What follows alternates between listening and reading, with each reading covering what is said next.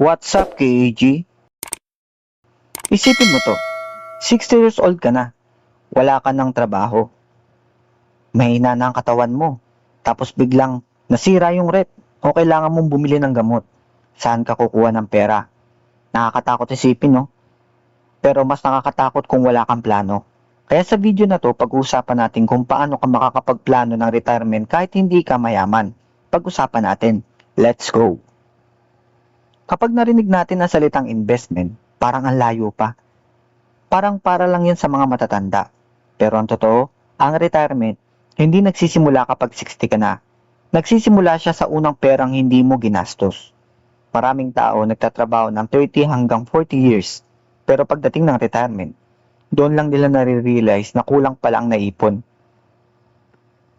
At ang masakit, hindi mo na mababalik ang oras. Kaya ang tanong, paano ba talaga magplano ng retirement kung ordinaryong empleyado ka lang? May isang misconception ng maraming tao. Akala nila, malaking sweldo ang kailangan bago mag-ipon. Hindi. Mas importante ang habit kaysa malaki ng income. Halimbawa, dalawang tao, si Juan, kumikita ng 25,000 pero inuubos lahat. Si Mike kumikita ng 18,000 pero nakakapagtabi ng 100 hanggang 200 kada araw. Pagkalipas ng ilang taon, sino ang may mas malaking chance na magkaroon ng retirement fund? Hindi yung mas mataas ang sweldo, kundi yung consistent. Ito ang isang malaking realization. Hindi ka yayaman sa laki ng kinikita mo. Mas malaki ang epekto ng kaya mong itabi buwan-buwan. Bakit kailangan pag-usapan ng retirement ngayon? Mas humahaba ang buhay ng tao ngayon kumpara noon. At magandang balita yan. Pero ang kapalit, mas matagal kang mangangailangan ng pera. Kung magre-retire ka ng 60 at mabubuhay ka hanggang 85, ibig sabihin 25 years kang walang regular na sweldo. Isipin mo yun, 25 years. Parang isa pang karir. Kaya hindi sapat ang umaasa lang sa pensyon. Para sa mga maraming Pilipino, maliit lang ang pensyon at kadalasan hindi sapat sa pang-araw-araw na gastusin. Kaya mahalagang may sarili kang plano. Step 1. Alamin ang target retirement lifestyle. Hindi pare-pareho ang retirement. May gusto ng simpleng probinsya lang. May gusto naman na bumabiyahe. May gustong suportahan ang apo. Kaya tanungin mo muna ang sarili mo. Anong klaseng buhay ang gusto ko pagdating ng retirement? Kapag malinaw ang destination, mas madaling gumawa ng plano. Pangalawang step, bayaran muna ang future self.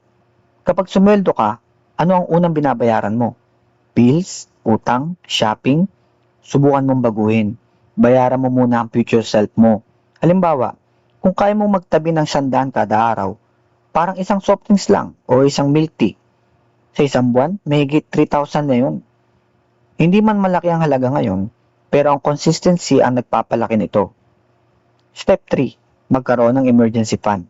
Ito ang madalas na nakakalimutan. Kapag walang emergency fund, unang nawawala ang ipon.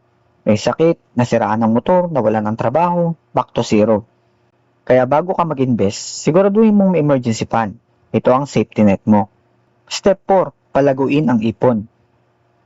Marami rin nagkakamali dito. Nag-iipon sila, pero natutulog lang ang pera. Unti-unting kinakain ng inflation ang value nito. Hindi ibig sabihin na ilagay agad sa risky investment. Aralin muna, intindihin muna, huwag magmadali. Sa tingin ko, hindi perfect ang kahit anong investment. Lahat may risk. Kaya hindi ako naniniwala sa mga nagsasabing guaranteed ang kita. Red flag agad yun. Mas gusto ko ang strategy na mabagal pero tuloy-tuloy. Hindi exciting pero mas sustainable. Dito na pumapasok ang isang option na pinag-aaralan ng maraming tao, ang crypto. Pero hindi bilang get rich quick, hindi bilang sugal, kundi bilang isa lang sa mga pwedeng paglagyan ng maliit na bahagi ng long-term investment mo. Halimbawa, kung may 100 ka na kaya mong itabi kada araw, pwede mong gamitin ng DCA o dollar cost averaging. Ibig sabihin, regular kang bumibili ng maliit na halaga. Hindi mo hinulaan kung kailan ang pinakamura. Hindi rin ito magic at hindi rin ito guarantee ng tubo. Isa lang itong strategy para maging consistent.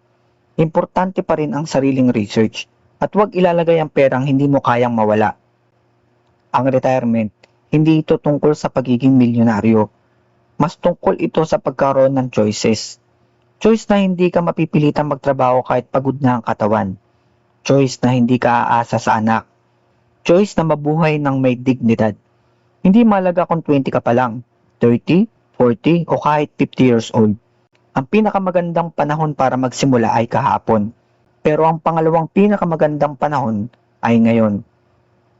Ikaw, ilang taon ka na ngayon? At anong unang hakbang nasisimulan mo pagkatapos mong mapanood ang video na to? Comment mo dyan sa baba. Baka makatulong din ang sagot mo sa ibang nanonood.